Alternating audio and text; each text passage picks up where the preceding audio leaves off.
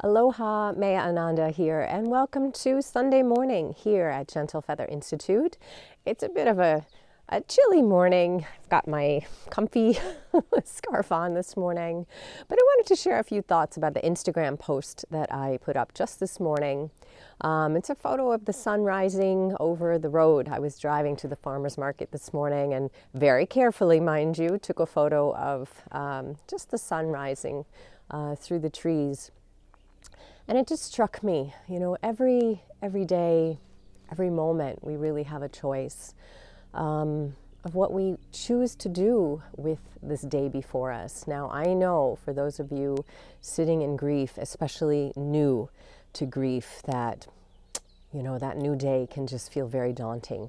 Sometime it just brings, you think, another day of this pain, this loneliness, this anguish. Trust me, I know. So those of you who are new to this journey of grief, get a free pass. And that's maybe the one plus of our journey of grief, that in the very beginning, you get a free pass. Right? There's no rules, there's no must, there's no anything. It's just really sitting on that barbed wire, that electric wire that is grief. But there comes a point in that journey. There just comes a point when you're connected to yourself, connected to your heart space, connected to this body that is communicating to you, that you can choose. You can choose. You can choose, do I continue in this space that can be so dark and heavy? I called it this morning, the hall of memories. And the hall of memories where we tend to go or like to go because we feel so close to that person who has gone. It can be a dangerous space, this hall of memories, because nothing new grows in this space. Nothing new. There's no new life. And there really isn't a chance for you to grab on to that life that is still going on around you. So I just share these thoughts with you that if you're sitting in those halls of memories, think what is beyond that door, all right? And remember, nothing new grows in this space. So you really have a choice, all right? It might not feel like a choice when you're truly in it. And this is where we remind ourselves that we do have a choice. We can remain in this hall where there's dust. There's a hall of the used tos. Or we can exit out. Now, the exiting out and the choosing something else takes many, many formats, all right? It might just be setting the intention for this day. I choose something else. As simple as that. And just being open to what comes. Or you might be further along in your journey and really feeling like, okay, I have done this bit. It feels very complete to me. So I am ready to move on to whatever this new phase is. The journey of grief is very personal, so there should be nobody out there saying it's time for you to go on, because no one can say that except you. And the only way you can say it is by connecting to your heart space, connecting to you. Because at the end of the day, beloveds, at the end of the day, as sad as it is to know that our loved one is not walking beside us in physical form, mind you, they are all around us in energy and light, but in physical form is not here, but you are. So it really becomes a choice between that person who is no longer here in that physical form and you.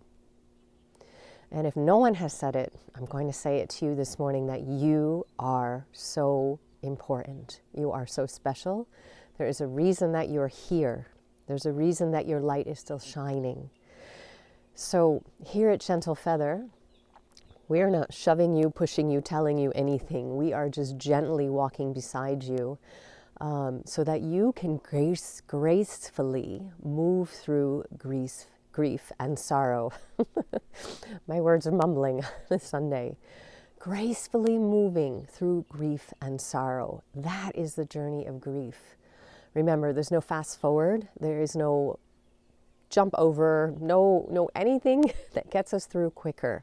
It is honoring each moment, honoring each breath and each step, as slow as it might feel, or as fast as it might feel. It is its own pace.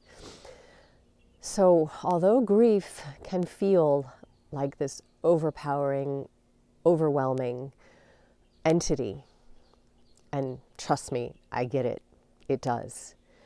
It's the learning to walk besides grief, learning to almost make friends with it. I know that's a harsh word.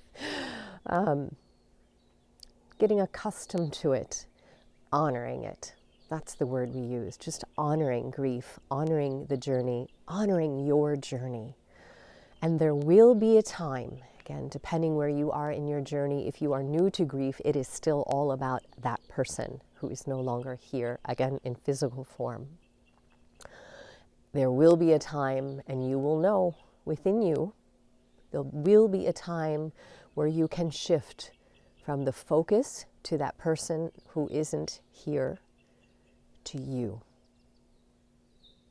And that's what we bring here at Gentle Feather, is this is your journey. This is the journey of you. It's recrafting you. It's rediscovering who you are.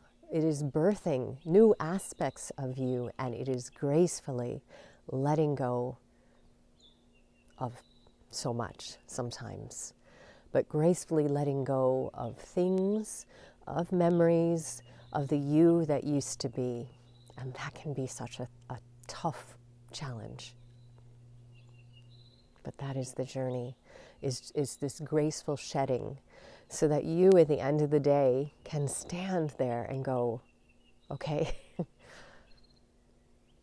looking back, thinking of that person that was, and going, I am not there any longer.